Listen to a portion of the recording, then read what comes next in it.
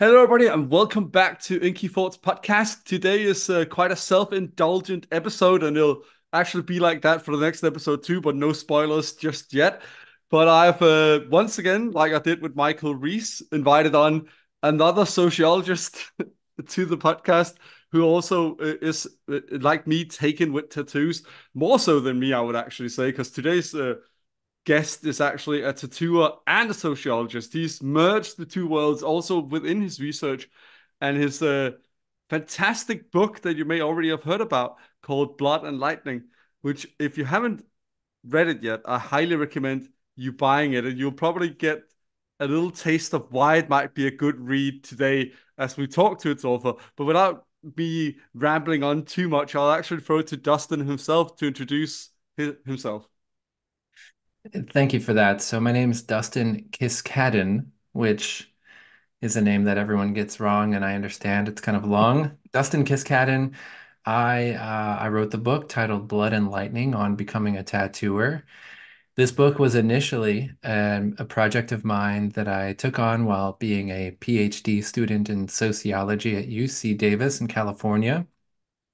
I have a sort of long history, long relationship with tattooing that only became deeper upon writing the book. And I'm super stoked to be chatting with you here on the pod today. Thanks for having me. Oh, thank you so much, Dustin. And I mean, it does, it did strike me immediately, even just reading the first introductory chapter, that you, at least if nothing else, share this profound love of tattooing that I also have, where it doesn't really matter if it's trendy or if it's not. It's just something that speaks to you on some deep personal level. And it also seems to have very much informed your research, if I'm not mistaken, even before you were sort of talked into becoming a tattooer yourself. So totally. And what's so funny about this book and what happened to me while I became a tattooer and doing the apprenticeship, working, I did it really kind of professionally for 3 years.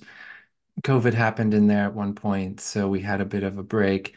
But tattooed hundreds of people for real out of a street shop for money. And I would say that my whole relationship with tattooing changed, and almost immediately the first time I tried to tattoo someone. Mm. I had this, uh, this desire to become tattooed. I really enjoyed getting them. I was inspired by a past of kind of punk rock experiences that I had as a youth, and was brought to tattooing like a lot of people because I thought it was rad. I thought it was cool. I thought it was interesting, and I always could draw and I loved art. So but it did complicate my whole relationship with tattooing became complicated. And as you'll read the book, I mean, sometimes actually I'll just say people ask me like, "Oh yeah, I really want to become a tattooer," and I say, "Well, read the book and see if you still do," because Yeah, there's I would. all Yeah, kinds of stuff about tattooing that I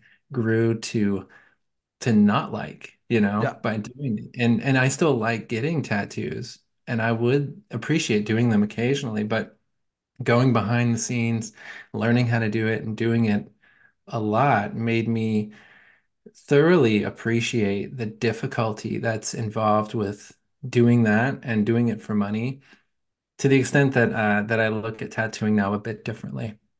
I mean, I completely agree. I mean, I can't speak from any professional experience myself, but even just having been around the tattoo industry as a writer and as a lover of tattoos for many years, I'll say if you want to become a tattooer, especially as a young person, hang out in studios and actually talk to tattooers about the difficulties they go through and all the different problematic settings and all that stuff that they encounter throughout their career, and see if you still want to be it. Because I think a lot of people, which is what I loved about how you write this book as well, don't see the honest picture of what a tattooer is sometimes. Because there is a lot of awesome stuff in it too, which you're also very open and candid about, but it is also coupled with the difficulties of having such an intimate job. Yeah, absolutely. And one of the things I found while doing this, which I believe you would find in doing research, becoming a lot of things, is that well, one of the reasons why a lot of people like myself approach tattooing and think this is really cool. These people make art for a living. Like, this is rock and roll and fun, and it must be the best job in the world. Well, that like narrative, that expectation exists in part because the people who do this for a living are very good at convincing the people they're tattooing that what they're doing isn't terribly difficult. And they're really good at creating a scene where, you as a client go in and you're like, wow, this person's my friend, and this shop is amazing, and these people are super helpful, and the art they're doing is inspiring and really rad. And behind the scenes, what they're doing is a ton of work that might be intentionally kept from your view. Hmm. Not always, not everyone's good at doing that. Of course, you're going to run into some really grumpy tattooers and think, wow, that person's miserable. But, it's the same with anything else, right? If you go into a doctor's office, sometimes you run into someone and they're having a very bad day and you think, wow, that was terrible. It's going to happen in tattooing as well. But one of the reasons why I think people don't understand how difficult it is um, because that's not the feeling that tattoo artists want their clients to have when they visit their shops, right? They don't want their clients to walk out thinking, wow, that was really hard. They, the ones I talked to, the ones I worked with, the ones I was around while writing this book in the Bay Area of California are pretty intentional about ensuring that the people they tattoo leave that experience thinking that they had a good time, even if it hurt a lot, right? Yeah, I mean, there's a lot of what I mean. Goffman would, for example, have talked about with impression management in a way. Like it's very much about, as you also talk about in the book, giving this air of competence, no matter how nervous you might be on the inside, because it is, as you also talk about, a scary thing having to mark somebody permanently and So inflict pain on them in the process. But you have to sort of not give away the game when you're doing it, because that will make the client even more nervous. And as you and many other tattooers have said, nervous clients make for difficult clients quite often. totally. Yeah, you don't want to tattoo someone who's twitching around and scared and on edge. In fact, I met people that do very intentional things to ensure that the people they're tattooing are are as relaxed as possible. And I believe this could go for lots of things in life, but upon having tattooed people, I remember moments of pretty acute anxiety and fear, especially at the beginning. And this was one of the things that tipped me off to the idea of writing the book in the first place. Now, I was in a PhD program, and so I had this necessity to produce something that was the dissertation, the big thesis at the end. And I really believe that most creative works are improved by things like deadlines and structure. Actually, I think having all freedom could just crush me in the sense that I would never get anything done. So what was cool about being in a PhD program is it was forcing me to do things on a schedule and to get something done. And so when I approached this book, and now I think I'm skipping ahead for you on the questions here, but No, I that's had a okay. I had a I had a curiosity about something that was pretty unrelated to what became the book. So yes, I was like a punk rock kid. I was in bands, and I was getting tattooed by friends and couches and stuff like that. So I was already kind of in the scene where tattoos were happening. It was something that I thought was cool, but I hadn't really initially thought it would be like an academic project for me. In fact, um, it didn't seem like the most important thing to be doing. It didn't seem like the thing that certainly would give me a job or anything like that. However, I tried to trust my gut, and especially the advice from my spouse, who was like, "Hey, I think there's a project in tattooing here for you." And I approached tattooing with the question, a rather academic, kind of historical question around how tattooing has remained rather unprofessionalized. And not unprofessionalized in the sense that the people doing it aren't pros, No, no. but in the sense that there aren't these like big schools and certification programs and professional associations like you might see in other industries. Indeed, I found it surprising that people who were cutting my hair when I had hair, if you're watching the video, I do this by myself now, but you can go to a barber, and the person you're experiencing there has gone through this whole school Mm. system, all this regulation, and you can go next door and have someone tattoo your whole arm who hasn't gone through kind of any of that, at least formally. Now, there are Yeah. licensing requirements in the United States, they differ by state, but I was like, how did this happen? This is fascinating. Let's write a book about that. Or maybe not a book, just a dissertation. Yeah. And the thing is, I ended up interviewing a bunch of tattooers, hanging out in a shop. I went to the guy who had been tattooing me for years and was like, hey, I'd love to learn about this. And he was great. His name's Matt Decker. He's a central character in the book. Yes. He became my mentor eventually. And he was like, look, you're not going to learn anything real about tattooing by just talking with people and interviewing them and asking them questions about this occupation kind of thing. And I took him at his word. But what I did is I started hanging out in his shop. I didn't leave. I cleaned the whole place. I became part of his crew, if you will, for free, a very informal apprenticeship until he challenged me to ask for a full-on apprenticeship. And I Mm. did. And this is where it got interesting for me, more interesting, which was when I first tried the tattoo and I tattooed him on his leg, this triangle, um, with three lines across it. And you'll see in the book, it's terrible. It's a really bad tattoo.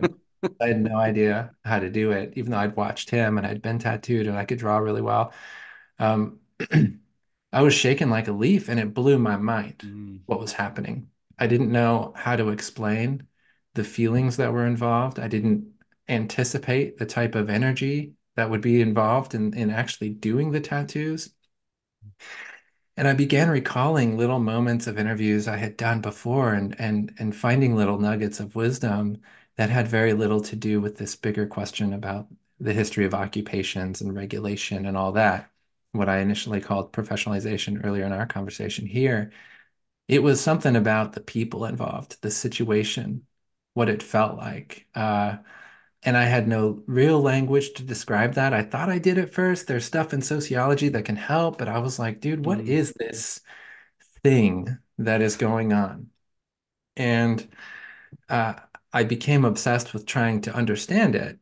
And then I needed to understand it, of course, because I was trying to tattoo people, mind you. I was trying to get good at it. And so I was like, oh, I can't be afraid. So the book is an outcome of this really surprising thing that happened to me in real life, which was sitting there in a tattoo shop, like listening to rock and roll and Mm. having a knot in my stomach, feeling like I was going to puke, right? Like trying to Yeah. tattoo somebody's leg and thinking, wow, I had no idea that this was part of this thing at all. And so Mm. this discovery of a kind of authentic curiosity and a very real problem to solve for Mm. myself is actually the thing that really motivated the book because I was like, okay, this is something real. This is something I've never really thought about. I don't have a language to describe what's happening here. Let's figure this out, whatever this curious mystery is. And I know I'm talking for a long time, but No, no, fortunately, I'm just sitting here wrapped in what you're saying, to be okay. honest. Awesome. Fortunately, I had support from people in the academic world who were like, okay, cool, you found yourself a true mystery here. Mm. You know, and that's why the book, it's a narrative book. You can read it like a regular book. It's got characters. I learned how to write, like a real book, in part because I wasn't trying to do a pretty standard academic thing, which was like, you know, challenge a theory about some sort of concept out in the world or take a body of literature and very specifically add something new to that literature. I had the opportunity, and I'd say Yeah. the privilege to kind of chase down something that was blowing my mind. So, Well, I mean, to be honest, and I hope this is a compliment to you, but your book here, it reminds me so much of like, honestly, a better written version as well of Body and Soul by Loic Vacan. Like, there's something to that deep dive into, you know, a world you're fascinated by and already sort of part of, because it was the same thing he experienced with, already having an interest in boxing, having boxed before a university, and then suddenly he goes in and becomes a semi-heavyweight but a professional boxer. It's the same thing here. You've gone 12 rounds with this as well. You've gone in and actually immersed yourself even deeper in a world you already had some knowledge about. and Yeah, already had so some familiarity with, and then done an incredible ethnographic study that, I mean, the way you've written it as well, it's incredible. It's really well written, and I like how, as I said earlier, you get to some of the romantic sort of points of being a tattooer and some of the stuff that is really cool and really awesome about it, and sort of like grounded, and has to do with the culture and the identity of being a tattoo artist. But you also get into the realities of it, the fear of having to mark somebody's body permanently, the realities of having to stand your ground as well when somebody comes in and might not realize the decision they're about to make about their own appearance. And all these things, it's absolutely awesome. And as I hope we'll get into later, there's also the reality of the money and how some people have a misconception of how big a role that actually plays for tattooers, which I've long said that myself, that people because of a few that might be seem greedy misjudge a whole profession about how big the question of money actually is, because it's outweighed heavily, as you also talk about, by culture and identity. I, first of all, I just really appreciate you relating this book to that book you mentioned earlier, which is Body and Soul by, and I'm not French at all. All right, I'm like a Oh, white so kid from Bakersfield, California, but his name is Louis Quant, we would call it. I'm sure that's terribly un-French. I'm not Uh, French either. It's just this European thing we're trying to, we always fear the but other country's gonna get angry if you mispronounce the thing. well, I can just say it with confidence because I'm like Absolutely. a working class kid from east of LA. So Louis Quant, I'll say it as poorly as possible. That book blew my mind Mm, and totally was an inspiration for me, yeah, as was a few other ethnographies where mm, you have an academic who goes into a scene, often a profession, a kind of occupation, yeah, and tries to become something new, and simply tells the story of what the hell happened to them, and in doing that, makes all kinds of sociological insights about how the world works.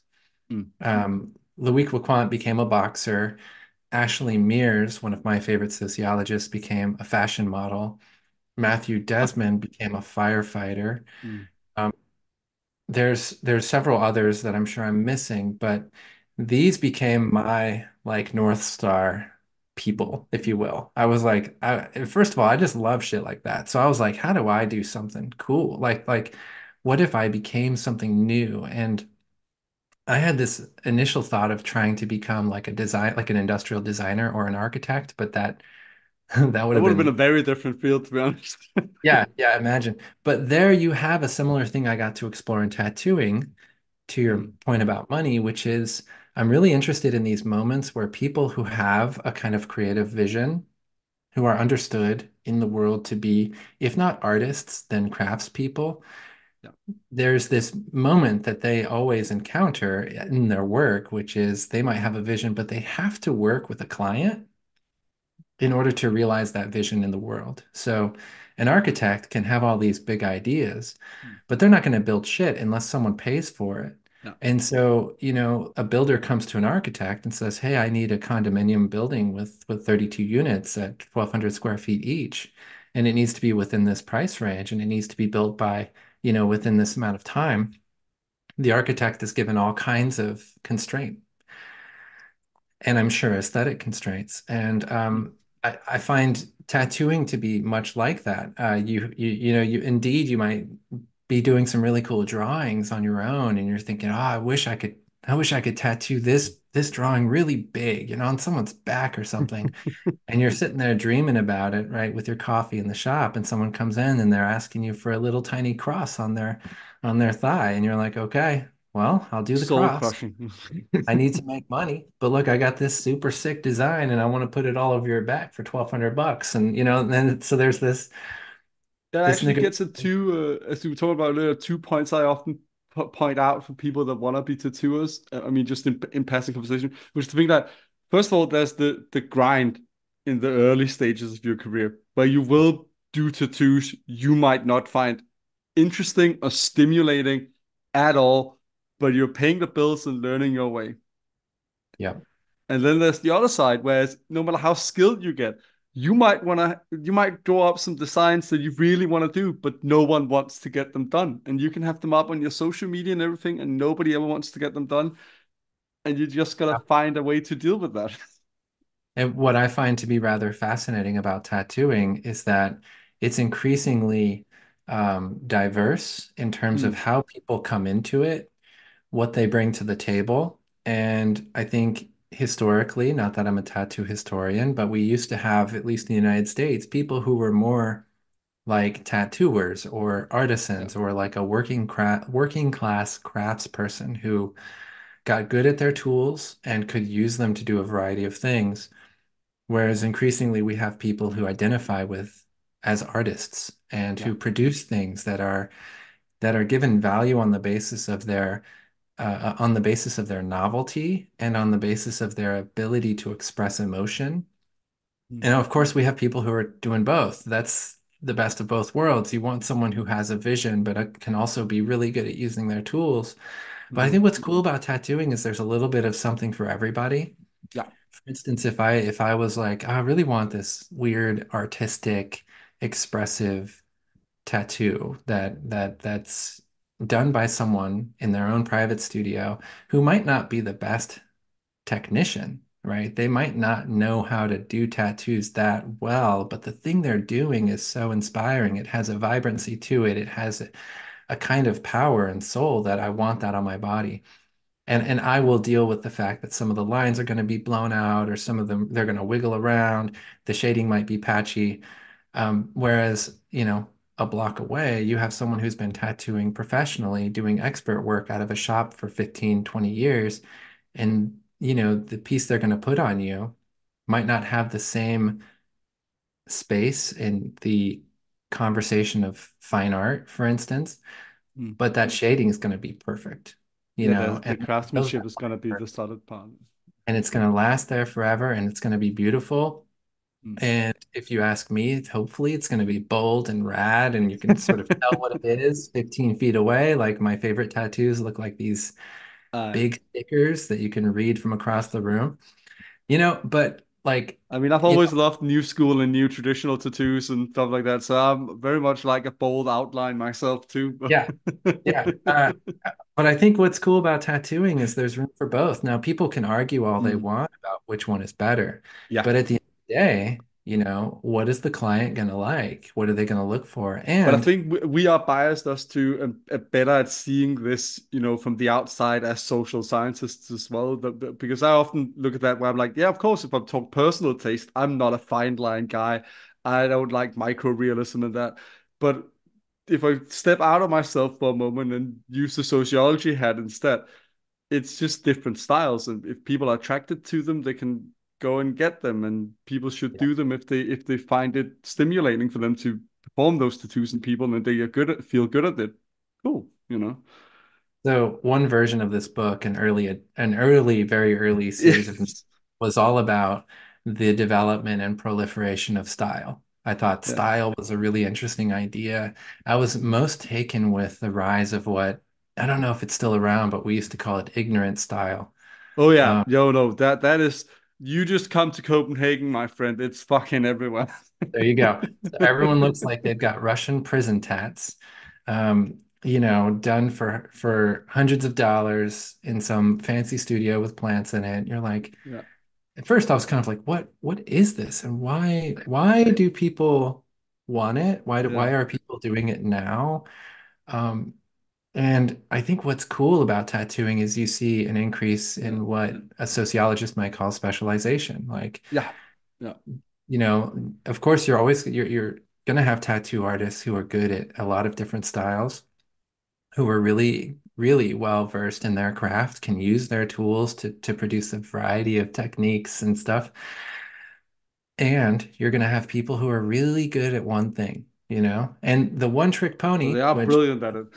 I was kind of, I was starting to be critiqued as that kind of tattooer by this guy who I shared the Oh, shop with, Polly, who you'll read a jeez. lot about in the Yeah, book. yeah, And he's yeah. great. We're great. But like his kind of problem with me was like I was really, really trying to chase a certain type of tattooing. Mm. And I found that to be just so interesting, like that it was a problem. And Yeah. so lots to say about that. But Well, there's the whole generational thing in the tattoo world as well, where some of the older guys in the profession, and women for that matter as well, will always argue that, oh no, you need to learn every style and be able to do everything. But I think that's also because of the scarcity back then, because of the stigma and prejudice that there were fewer clients and also fewer tattooers. So the best way to get a buck back then would be to be able to handle any request.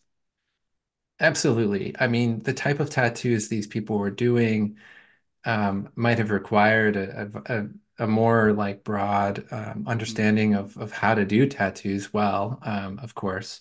Yeah, But yeah, I think you also hit a good note there on the sense that there were less tattooers, but perhaps also less clients. yeah. And Well, you that's know, the thing. As I spoke with some guests on this podcast about, there were definitely people back, especially back in the 90s and 80s, that probably wanted tattoos, but were too scared to actually go and get them because they didn't feel they could associate at all with the people that did tattoos back then. And that's yeah, not a detriment to them, but that is why one shouldn't fear that you will lose clients when somebody, for example, opens a black tattoo studio or opens a queer tattoo studio, because it's their client base is marketed in a wholly different way. yeah. And one of the things I found interesting, some of the people I interviewed were tattooing for a couple decades. Yeah. My mentor, Matt, he's tattooed for 30 years. And Mm. so when talking with people who've done it for that long, they'll tell you that, well, there are trends. Things come and go. So does the popularity of tattooing. And Mm. so, if you talk with someone who's been around long enough, that necessity to be good at a variety of things rings true because Yeah, someone like my mentor is absolutely. really, really skilled in doing like line work tattoos, like etching style, really cool. He's an incredible painter as well. But he tells me, like, well, there was some point where everyone was asking him for Japanese sleeves. Yeah, And I only saw him do a couple of Japanese inspired tattoos over the years we spent together because he's just not doing them anymore. But he was like, yeah, well, in order to eat, I was doing wildly different types of tattoos over different decades, right? And so, and a lot of the shops that we see popping up now, a lot of the young people doing tattoos, they won't do tattoos for more than 5 to 10 years. yeah. And and so they're going to come and go. And the long haul strategy, I think, for a lot of tattooers is to be damn sure that you can do kind of anything that walks in the door. I mean, I And can't argue against that either. I mean, that it does provide your career in tattooing with a lot more longevity if you are skilled in a variety of styles and everything. Oh, totally. I mean, the minute that everyone in Denmark doesn't want prison style tattoos is the minute that like 300 tattoo artists, quote unquote, are out of work I mean, and there's a are lot of the people, that get the small micro patchwork tattoos right now, which might also be an totally. economic thing. And Yeah. and they are so popular right now, but I'm also keep thinking, well, the reason I'm never gonna regret my tattoos is because I've very much gone for specifically what I personally would like on my body and styles that resonate with me rather than go, no, this is in now. I'm gonna go get this, you know. Right. And Whereas it's I fear fascinating. that sometimes with some clients, and I think you must have experienced this even just working a few years as a tattooer, that some people come in and it's mainly the trend sometimes. Absolutely. And you also, I experienced myself, responding to trends, looking at the designs I was making, and noticing very well that I was catering to what I thought people would want and Mm. trying to just simply understand what people wanted, um, while trying to see my own vision in the work and while trying to improve my practice as someone who had a kind of artistic vision. But I mean, a lot of this conversation is about just the fact that tattooing is a job. Yeah, And one thing I found quite interesting about tattooing was that without doing the work itself, these folks have to tattoo to make money, is what I mean to say. And some of the conversations that I was privileged enough, hold on, privileged enough to have involved moments of deliberation with clients that you mentioned earlier. For instance, you'll see in the book, people would come into our shop because it was just a street shop. People walk in asking for tattoos. Not a ton of people. It's not like the most popular shop in the world. And in that way, I thought a really great place from which to try and learn about tattooing and Absolutely. try to do it. Um, but people would ask for things that I really didn't want to tattoo. Not only things that I, let's say, couldn't tattoo because of the demand for the kind of expertise that was required in the image they would show me from likely from Pinterest or Instagram of Yeah. some highly edited photo of a perfectly geometrical set, set of shapes across an incredibly hard part of the body to tattoo. And I'm thinking, is that Yeah. even a tattoo on that picture? How does someone I possibly mean, I do it? often suspect it isn't. So you'd have to come clean and be like, dude, I can't do that to you, especially for the price that you're asking for, right? Like you know, you're asking for a Ferrari at a Toyota at a Toyota dealer, bro, right? Like, you know, so Yeah. but also people asking for stuff that I felt kind of morally iffy about. Mm. For instance, there's a moment in the book where people would ask this guy, young guy came in and asked for the word heartbreak above his eyebrow, Yeah. straight up on his face. And I thought, there's just no way I'm gonna tattoo this. Yeah, I just read that, and I think it's a beautiful way the way place you take the discussion to with that example as well. The Oh, whole thank you. ethical part of the tattoo industry, which has come from the industry internally. As we talked about earlier, there's no external really governing body on a lot of what happens in the tattoo world. There's not much regulation across the world in the tattoo industry. This has come Yep. from the tattoo industry itself. That there's this, as you talk about in the book as well, moral codes and boundaries and guidelines where it's like, okay, new people no neck, hands, or face, which most tattooers would not do. I'll say that's a red flag if a tattooer will give you a face tattoo as your first tattoo. Absolutely. And so there's a lot to unpack here, but the first one is that I came to understand this initially as a way that tattooers were being kind of altruistic, if you will. Like, Yeah. no, I don't want to like ruin your life by tattooing this stupid thing on your face, 18-year-old. But what I came to understand is that there's a lot of kind of self-preservation in that Mm. Yeah. because the people I met, myself included, in tattooing, really didn't want to be the person to have done it, Yeah. Yeah. right? And so it's as much about like, oh, I'm sort of trying to prevent you from hardship, like the Yeah. inability to find a job, but also just like simply, I just don't want to go to sleep thinking that I tattooed your face today. Exactly. And Like there's you a don't want to have calculation. that on your conscience that like, oh, I might have morally fucked up Yeah, that person's life.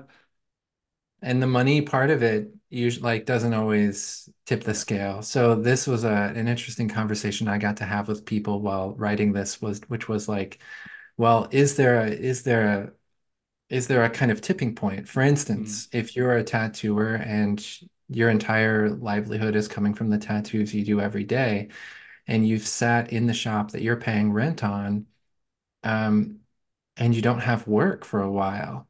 You know, it's been a couple days and you're sitting there painting flash, you're posting the Instagram, you're talking with your friends, you're grabbing lunch, pacing around, wondering about what the hell you're going to do to make money. Someone comes in and they ask for a big tattoo on their hand, and maybe you do that tattoo that you wouldn't otherwise do because you freaking have to. Yeah. There Uh, is that whole necessity part of it sometimes. Like it is a paycheck to paycheck job for people that aren't making big money in tattooing. And I there's mean, a fair few yeah. people where it is like that. I mean, taking that a step further, it's even just like a client to client kind Yeah. of job, right? Like Yeah. because there aren't many real paychecks. So it's you know, it's not even the luxury of a paycheck. And so I initially kind of had all these ideas around what this would be like. For instance, coming from a place of leftist political activism that I was involved in pretty deeply for a while there, I thought for sure that as a tattooer, I would uphold my client's bodily autonomy as I thought about it and fulfill their desires because who am I to tell someone that they can't get a certain type of tattoo? Until I realized that it would have a huge impact on me. And I thought, you know what?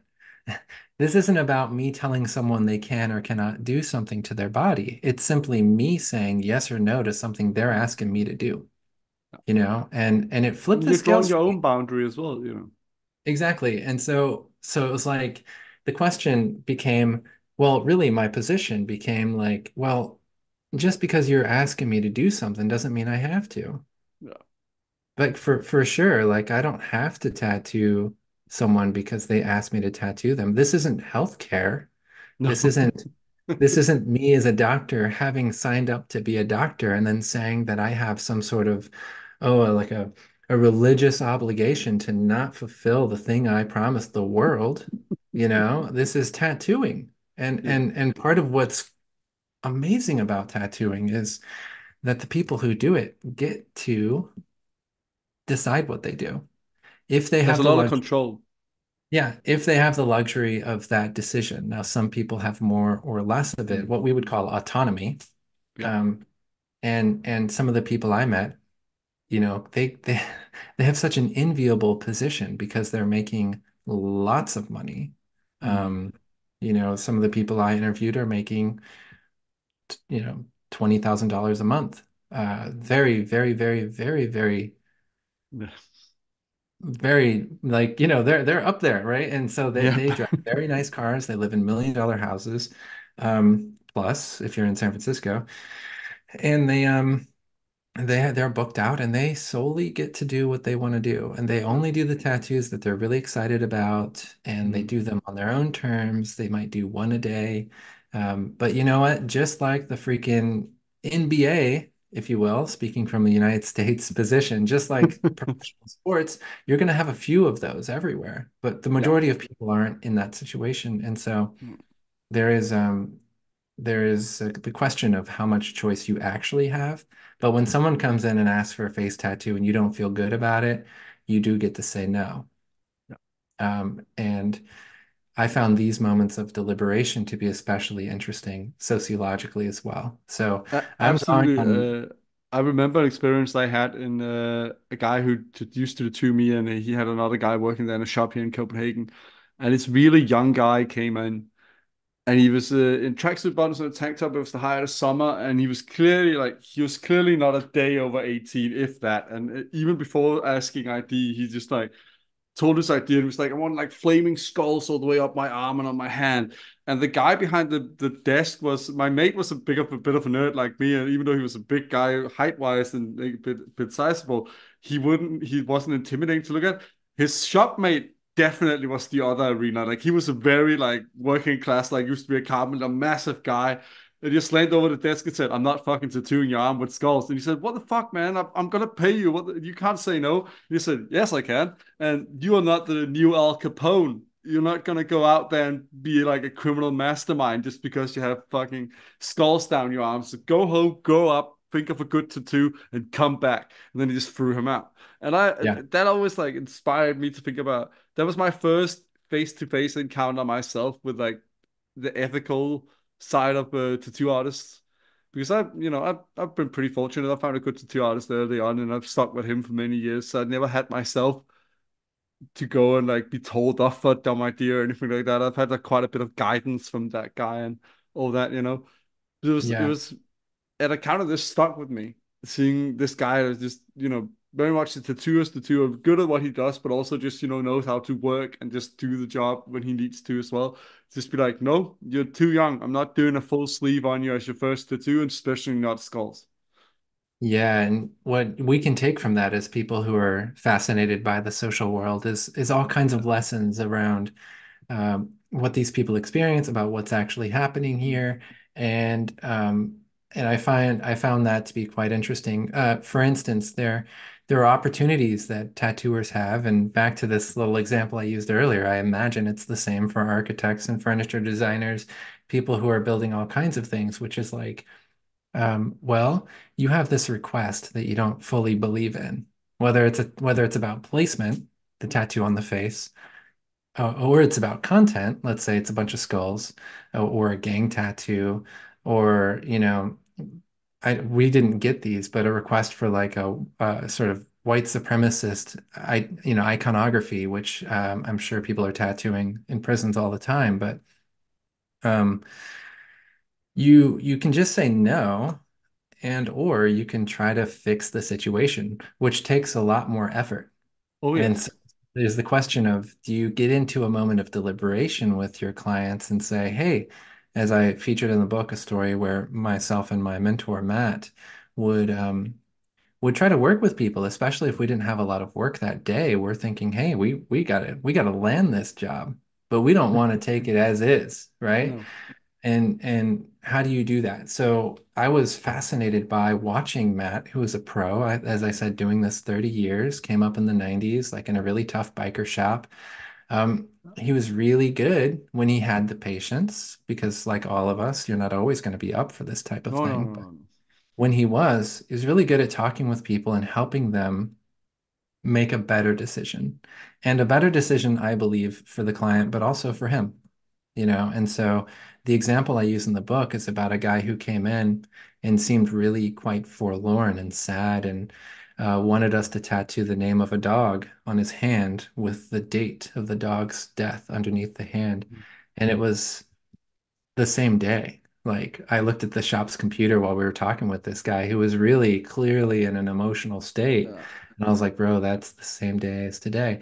But myself and Matt worked with this client without even saying anything to each other, and worked as a team. We found a way to get that tattoo. We did it. He did it, but he did it not on the hand. He did it somewhere else. And for us, that was a win, because we figure, hey, this Absolutely. guy doesn't have to go around describing this thing to everyone for the rest of his life on the top of his hand. And Matt didn't have to go to bed thinking like, oh, maybe that guy was a little more upset than I thought he was, and I shouldn't have done that. But he also got paid for it, right? So the job was done, negotiation happened. It was all a kind of best case scenario. Yeah. But you can encounter moments of resistance that are Oh, not fun. absolutely. Yeah. Yeah. And so to nerd out a little bit on the sociology stuff, Yes, yes, like yes. so this project was inspired by some of the most boring sociology there is, which is Mm. the sociology of professions and economic sociology. Yes. All right. So I never anticipated myself becoming like really inspired by this world of thinking until I actually read it. Because if you're a curious person, like I was and am, I hope to maintain my curiosity as I get older. But I mean, when I was a student of sociology, I was drinking it all up. I mean, I was 100% on this thing. I was like, okay, I'll read this. This is fascinating. It's about the birth of financial markets. Um, it seems on the surface like a book you'd never want to read if you were me then. But if you actually read it and try to understand what the hell's going on here, you can find all kinds of fascinating stuff. And so being open to that experience of fascination allowed me to chase down ideas in this book, keeping that theory in the background. Like, you're not going to learn really about it other than the stuff I've put in there intentionally for students of sociology. Yes. Um, but a lot of the stuff that I'm using, the ideas, are in the background of the story. And so in this moment of deliberation that we're talking about, I mean, sure, we're describing things that happen and we're kind of talking about them, but the way that what I had to do, what this project is it's using theories of expertise, theories of professionalization, theories of knowledge, and theories of autonomy to try and understand what the hell's going on when someone Yeah. simply comes into a room and says, I want a tattoo here, and the person in the room says, I don't want to put it there. Can we put it somewhere else? And the person says, I don't know if I trust your opinion on that matter. It's my body. And they say, well, you don't really have to, I don't have to do what you say. And they Yeah. leave. So what's fascinating to me about this project, and it continues to be fascinating, is that like on the surface, that seems like a very simple thing. When you actually really get down and think about it, and you're drawing on other people who have thought about all kinds of shit that might not seem very related on the surface, you can see just how tattooing is actually related to so many other things. And Oh, yes.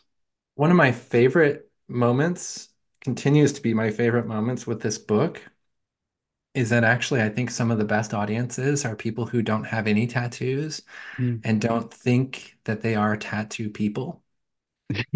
Uh, Okay. in fact, Well, some I actually was thinking about that skimming through today, and when I first started reading a couple of chapters back when I posted a pic on Instagram, you like, because I was thinking to myself, this is actually the best book you could ever try to give people who aren't tattooed a glimpse into tattooing and some of the people that get tattooed with. Like, I was thinking that to myself. It seems really good at being like a guide in a way into this weird, colorful world. thank you so much, first of all. And I've heard from people who have read it, some of my neighbors who are, in their 60s and they've not really done anything related to tattooing. And I've had a friend of mine who owns a bike shop who isn't like a tattoo person. She read the book and she was like, this book is just all about my bike shop. I can't even believe how similar it is to everything I experience. And I have a friend who produces an NPR podcast. And he's like, dude, this book just like speaks to exactly what I experience at work all the time. And here's another person, not a single tattoo. And I don't, maybe he's been to a tattoo shop once or twice, Yeah. but um, for me, that is like it's a high bar and it's one that I feel very fulfilled in meeting at least a couple of times Mhm. because I think it's one thing to write a book that might be interesting to the people who are already interested in the subject. Yes. But to get a book to where, people can see in it themselves or their life and a life that's quite different than the actual subject material, I think that for me, that's just a huge win. And like I said, I only have some anecdotal evidence of a couple of people, but every time I hear that, I'm like, wow, that's exactly the thing that I would want to hear from a But I stand project. by just as I keep toting some of Beverly's books and Michael's book as well. This is another one of my favorites I've written. That was my English vocabulary failing before I'm over there. I've read in a while. And I think, and I also thought this when I first started reading some of the first chapters, that as much as I think it very much speaks to people who are not tattooed and just curious about this weird world, which is becoming more and more visible with the receptivity of stigma and that and prejudice. I think people that are into tattoos as well also get something out of this sort of fascinating deeper dive into a world they already know, and it might help them make sense of some things. Like even though I've also researched tattoos to some extent, I still learn some stuff whenever I read something like your book, especially or Michael's book, and you resonate with some of these and don't resonate with others, but all in all, you start connecting the dots, and it's a really good book for that. Thank you. Yeah, what's funny is I had this book, and you'll read it on the cover, is a tattoo artist by the name of Gordon Combs from Portland, Oregon. Um, Gordon Combs is probably one of the best tattooers I think out there. Incredible. He owns a shop, co-owns a shop. But if you look at Gordon Combs's work, especially his American traditional stuff, I mean, it's really, really inspiring and incredible. And he and I developed a relationship. We're not like, I don't mean to claim that we're like great friends or anything, No, but no, no, no, but um, I had him read an early draft of the book, and one of the things he said is like, "Wow, he said he was really hesitant to read it because he, as a tattooer and as someone who's been in it, I believe 20 years now, he was like, stuff that's written about tattooing, especially from people who aren't like super, super deep in the game." That he just doesn't like it. And he's been around long enough, right? I mean, he started tattooing long before there were tattoo TV shows, right? He's kind of tired of the yes. whole. But look, I mean, if you read his quote on the freaking book, like he came to see it as this profound exploration of a world that he knew very well, but he also learned some things. And so we had this correspondence as well. Um, Maxime, um, Maxime, I don't know how to say his last name, Pleshabuchi. Oh, He even found that one I can't even help you with. sorry, Maxime, if you're ever listening, but he founded those Sang Blue Studios. Incredibly, I mean, mind-blowing tattoo artist. He says it's a true immersion into what remains an overall obscure practice. So getting them on board was for me a personal mission because it helped me understand that what I was doing was true. It's But in also a both massive cases, seal of approval of some of the authenticity to what you speak about in the book yeah, and the yeah. research you've conducted into it. So there's all of that is true, but from both of them, they helped me understand what this book was really doing, which was, they were like, this isn't a book that's like totally about all tattooing. It's really a No. book that's about my experience Yeah. trying to do this thing and uncovering things about it that I had never thought about or understood, and sort of finding the thing about tattooing or one thing about tattooing that was truly interesting and special and and difficult to talk about, which is what I eventually came to call the intersection of people, bodies, and money. Yeah. Um, so yes, big seal of approval. Of course, their names are on the book cover, but there was this moment where it was very scary for me to like share what I thought of, right, with these people who I admired so much and thought, okay, like here you go. And I shared copies with lots of different influential tattooers, some of whom are, who own big, very popular, very successful, like women-owned shops, queer shops, trans folks, things like that, to get a variety of perspectives on the work. And I don't mean to say like over and over again that this book is awesome. What I mean to say is that like You're allowed to. You can sing well, your own praises a bit. yeah, no, I'm up for that because damn, it was a lot of work. I mean, holy moly, like I didn't have Yeah. to write a book, right? Like, no one has to write a book, if you will, but um, it's cool to see what people pick up from it, Hmm. both tattooers and non-tattooers and clients and people who aren't associated with it or who are super deep in it. And the thing that is the through line for all of them is that it feels like an authentic human story. Yeah. And Absolutely. the my like moment of inspirational speaker comes out when I do like we do a bunch of book talks at indie bookstores and stuff that I've been doing, which is that like I actually believe that even if this book wasn't about tattooing, it was about something else. Like if if it was built on that same foundation of genuine curiosity, of Hmm. authentic amazement about something in the world Hmm. and a deep dive into trying to explain that thing that it would be good, right? And I think people who are good, I'll keep using architects. If you go into a building and you're like, wow, someone built this because they were chasing down an idea and it's freaking, you can feel it, right? You're like, Yeah. wow, this thing is freaking, it's got soul to it, right? And that's Hmm. the case with music or anything creative, a freaking chair, whatever it is. And some of my favorite books have nothing to do with sociology or tattooing. Um, but you can tell that they're real for the person who wrote it. You know what I mean? Hmm. Yeah. And if I wouldn't have found that thing about tattooing, which was like, wow, what the hell is this? I don't think I would have written a book. I would have done Hmm. the PhD and it would have been over. Um, but it's chasing the thing, and people ask me now, like, oh, what are you gonna do next? And of course, that's it's simultaneously flattering, but also really annoying because I'm like, can't we just focus? I spent 6 years You writing this you thing. want to have a bit of a rest right now. You know what I mean? Like, what are you talking about? I got a toddler, dude. Like, I'm gonna try to be a good dad, right? That's my goal. You know what I mean? Like, Yeah, I'm I mean, I'm I gonna would listen to say him. it's also well deserved to have a bit of a rest to You know what I mean? be with your family and But the thing get about work. it that I mean, like, my response now to that question is really more like, well, I'm not sure if something like what I encountered is gonna happen again. Like, No, that's you know, catching lightning in a bottle in a way. that's how it felt to me. I have Yeah, some ideas. I ran them by the editor at Stanford University Press who helped me land this book with them. They're who published the book. yeah. She came and visited the tattoo shop and met Matt, and we had a great time. We had some beers down at the bar.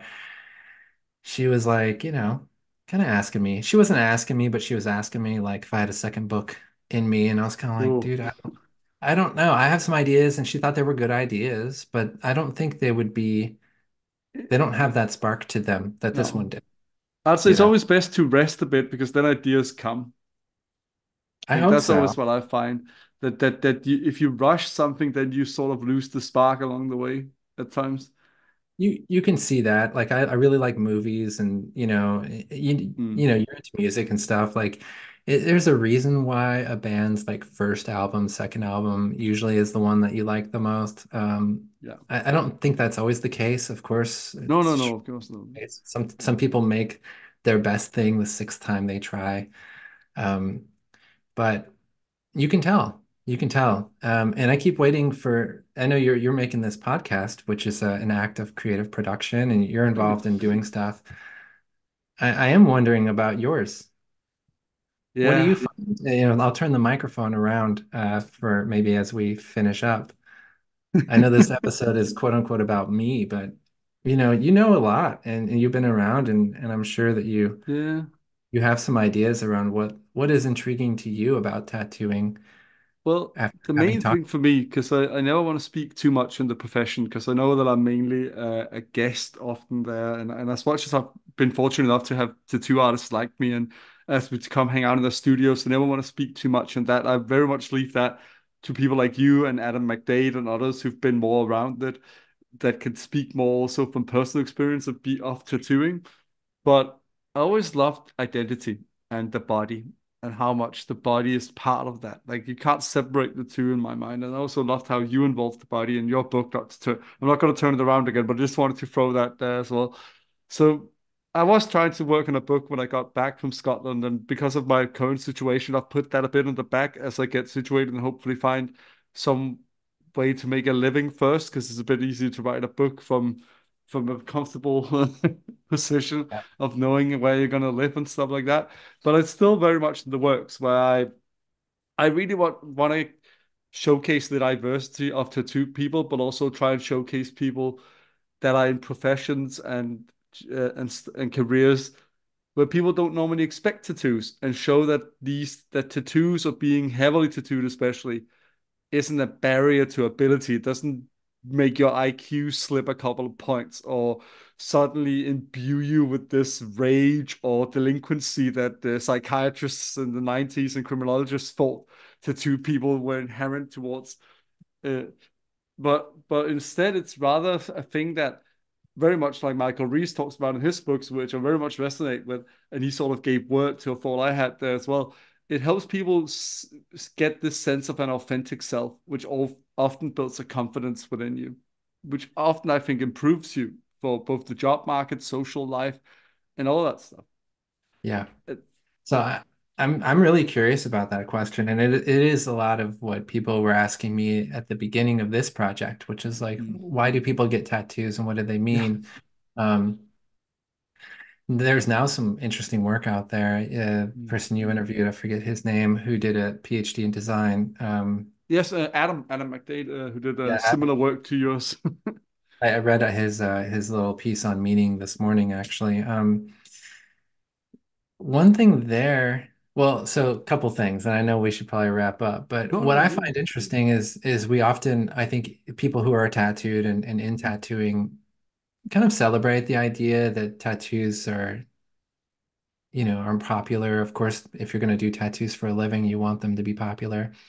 But also are seeking to like sort of hammer home the point that like, hey, just because I have tattoos doesn't mean that I'm an asshole or something. I Mm. wonder about the power of tattoos to differentiate people and to express to others some sort of edge quality. And I do wonder if like people kind of bemoan the loss of that power. Like, can you imagine being able to show everyone around you that you're a super badass by having one tattoo on your forearm, right? Like that Yeah. is no longer available to people who want to show everyone around them that they're a badass, right? People who are like out there trying to be tough guys. They used to be able to do that Mm. with a tattoo, whereas now it doesn't have the same power that it did. Well, I have a Right? controversial opinion on that that I think Uh-huh. about often, and this may catch me some hate. Oh, don't do that. This may catch me some hate from some people, but I think that that's actually, I have a more genuine love than some of the people that got tattooed to be a badass has for tattoos, because I don't care if they're popular, I don't care if they're in fashion, I don't care if they make me a badass, or if people think, oh, that's just over and done with. I just genuinely love tattoos and love being tattooed. And I think there's a lot more people attracted to it for that reason. I mean, I mainly suspect that I don't have any Yeah. uh, data to really back this up. It's just the feeling I get more anecdotally from being around other tattooed people. There are more people being attracted for it out of this pure sense of loving the idea of being tattooed and loving and wanting to be tattooed, especially among the people that go a bit further and become heavily tattooed, as some people would describe it. Yeah. But there are these old heads mainly that miss when it was badass or scared people or they got their own seat on the bus and all that shit. And the thing is, thought about this a lot, especially after doing this podcast, and I kind of pity that because if they need that to still love tattoos, then that component was actually more important than that just being tattooed was in Oh some yeah. way. Oh yeah. I mean, it's like what being tattooed did for them, Yeah, right? exactly. And I think that the point you made earlier is really, I think, kind of rich around this question of authentic Yeah. identities. I mean, I get that asked this quite a bit when I talk about this book, but if I had a second or third approach to this, I'm really quite interested in if you take that question of like, do people use tattoos to develop their identities or to express those identities to others? There's like a deeper thing in that question, which is about the desire to have your inner life Mm. kind of projected outward, Yeah. right? To have a match between the way in which you live outwardly with what you with how you understand yourself inward. This, and I'll say it again to try and articulate myself because I'm kind of just going for it here, but I think it's fascinating that people, and I don't know about the rise of this historically. People can probably speak to like postmodernism or the rise of the public Mm. persona and stuff like that, or the rise of identity as an idea, the rise of personality as an idea. But the fact that people are seeking to build a way to communicate how they feel or who they are to others. And it could be through tattoos, it could be through fashion, it could be through the type of car a person drives or doesn't drive. I'm really into bikes. So if you look at like bikes and identity, this is You do well fascinating. here. We have a lot of bicycles. Yeah. I mean, hey, the Tour de France starts in Denmark. So this tattooing just becomes part of a larger question, which is like, why is it that when someone walks into my home, I want them to understand who I am by way of how they Mm. interact with the environment I've created?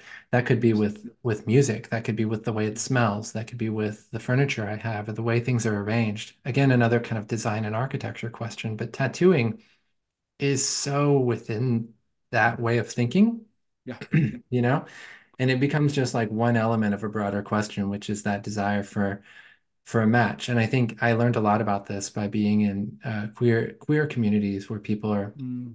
often trying to figure out how to express Yeah. the way that they understand themselves from a gender perspective to Mm. others through the application of certain modes of dress or speech. Um, anyways, look, that's not No. like, hey, this is your No. advice, but I think there's a bigger question there that some of the tattoo literature about identities doesn't quite get to. Yeah. I agree. I think it's like assumed, if you will. And I'm like, Yes. let's unpack the thing behind the thing, which is like, yes, we know Mm. people use tattoos to express themselves to others or to foster a certain type of identity into the public space by way of manipulating their body in a visible way. But like, when did that start and how else is it realized? And not that I'm ever going to write that book, but I think it would be cool to read it. Yeah, well, the editor might be in touch with you Yeah, no, no, I don't want it. Away. Keep it away. I mean, I've got, okay, so my idea, I would call it staff picks. I'm really interested in how local independent bookstores and other places that sell physical media, like record shops. Um, I live in Seattle. We have a really cool video Mm. library that I still rent Blu-ray discs from, like really rare movies.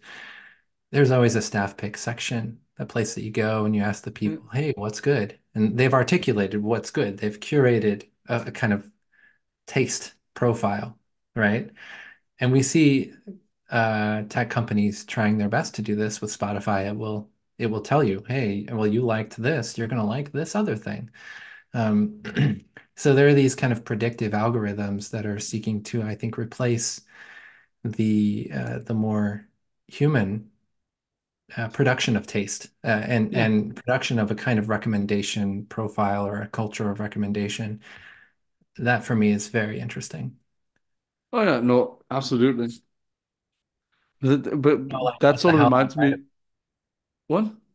I said, I don't know what the hell I'd write about other than what I've just said.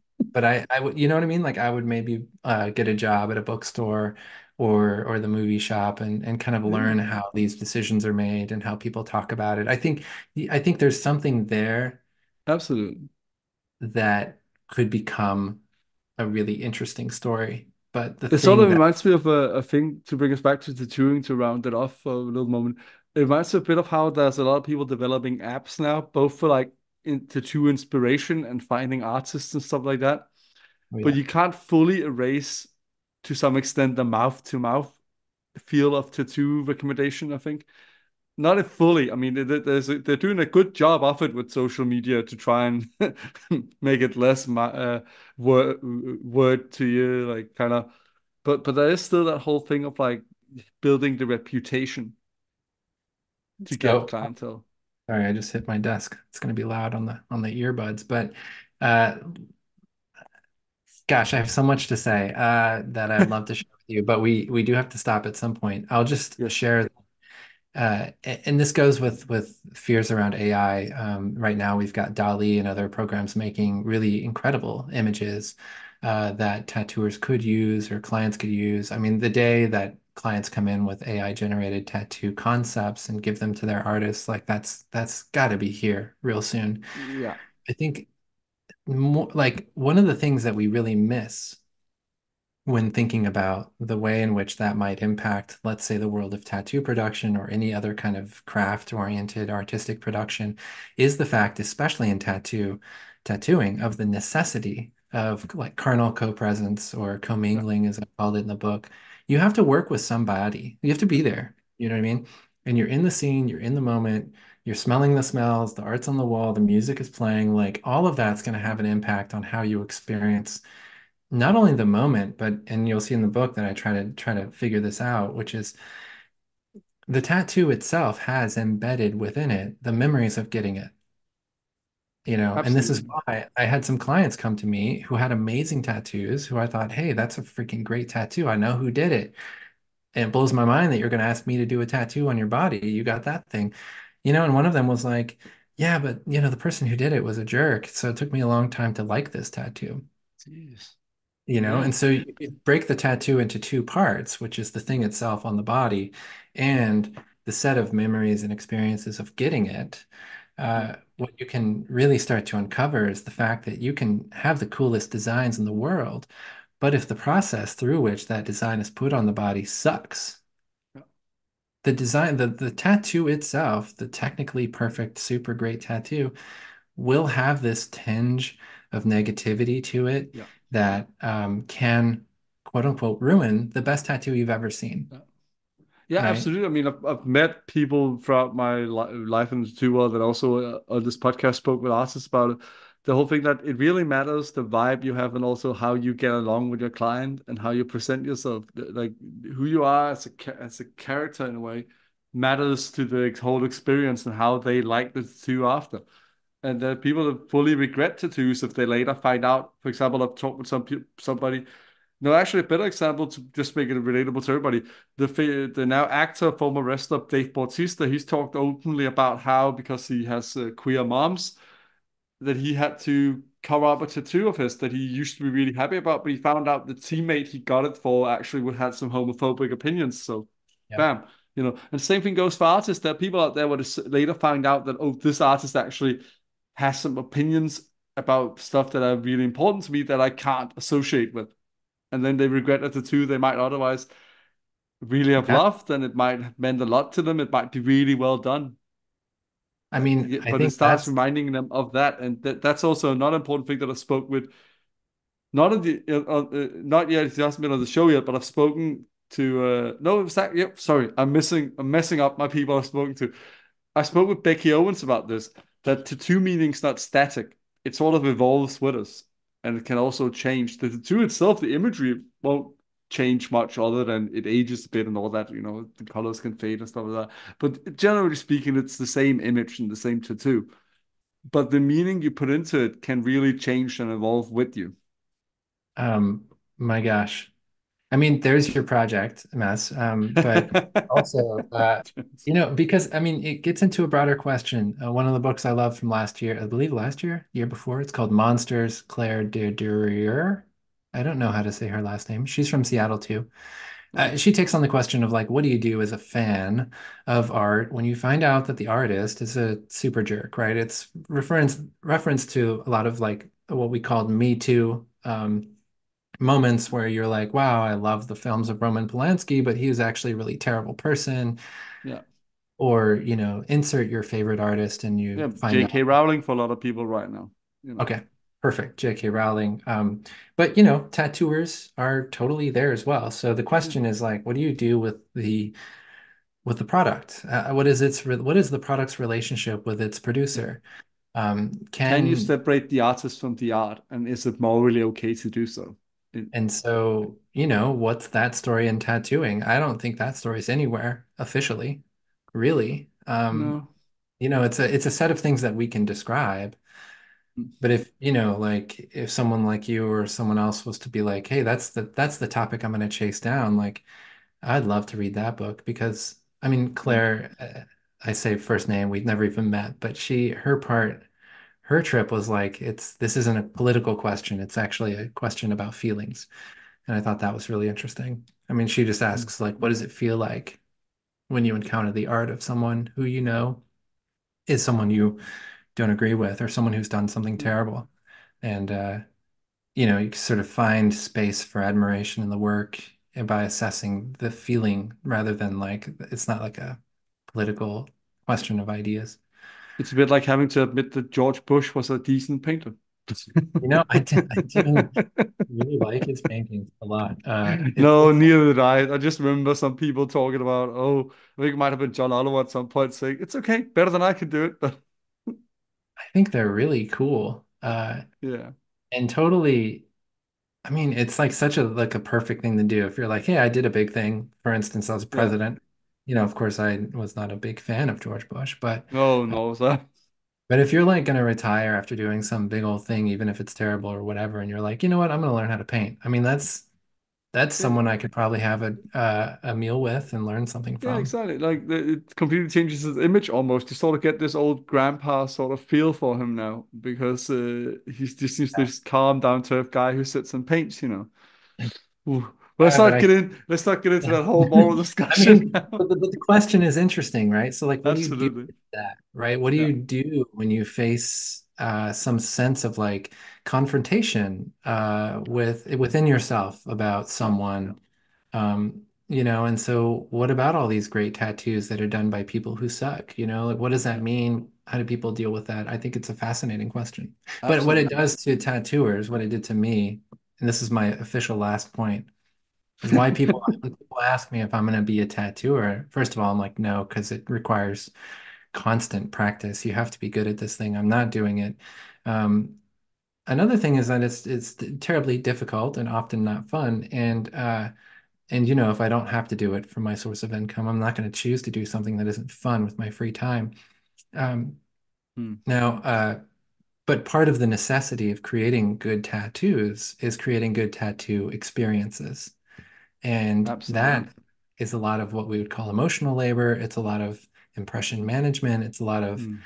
you having a terrible day and not letting your client know that. In fact, perking up and having a great time with them and or matching their energy when they're coming to you with a portrait tattoo of someone who's recently passed away and they're feeling real down. You might be having the greatest day ever, but you don't want to be like chit-chatting, No. crying, like literally crying while you're tattooing them. This happens all the time. And so it's like Yeah. terribly exhausting to Oh, realize. absolutely. The emotional labor and social labor in being a tattoo artist is often underrated and understated. Yes, and I'll circle back, as we say in the corporate world, all the way to the beginning, which is that it's underappreciated, if you ask me, because people don't want it to be appreciated or seen or noticed. Yeah, I think there's some truth to that. Right, Dustin. Now, all that's left to do now before we start a whole other podcast or another episode at least is first of all, I can't thank you enough for coming on. I know we've been talking about doing this for a while, and it's really awesome to finally talk to you like this.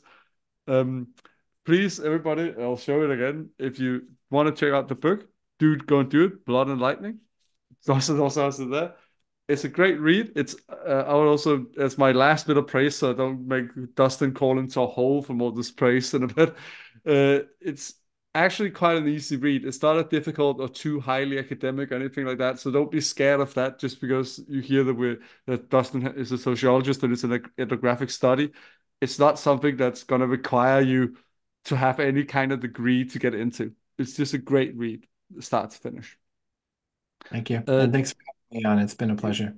well, welcome, Dustin. Before we go, where can people find you if they want to know more about you or the book? Great. I'm on all the social medias, but if you search for Dustin Kiskaddon, Kiskaddon, DustinKiskaddon.com, my own website, you can reach me through there through a contact page, but it's got all kinds of information about the book, links to all the reviews and things like that. For those who want to connect professionally in a corporate way, I'm on LinkedIn. I'm on Instagram with my same name. So if you search Dustin Kiskaddon, Blood and Lightning in your search engine, your search bar on the World Wide Web, you'll find me. I'm all over. I can confirm that that is absolutely true as well. And I have not found anybody else with the name Dustin Kiskaddon, so it should be a pretty easy search, I would argue. Yeah, yeah, But for once sure. again, Dustin, thank you so much, man. And to anybody listening in, we'll see you in a couple of weeks. Thank you very much.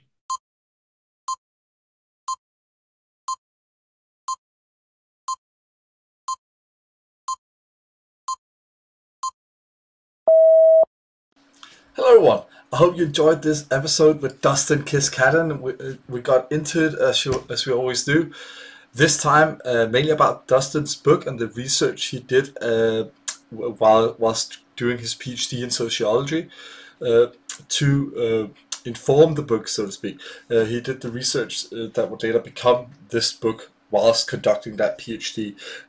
And impressively, at the same time, apprenticing and becoming a tattoo artist, which is, to say the least, a lot of work to do at the same time. But he pulled it through and he wrote an amazing book that I highly recommend if you didn't already realize from doing this episode on it, that you read if you're interested in tattooing at all.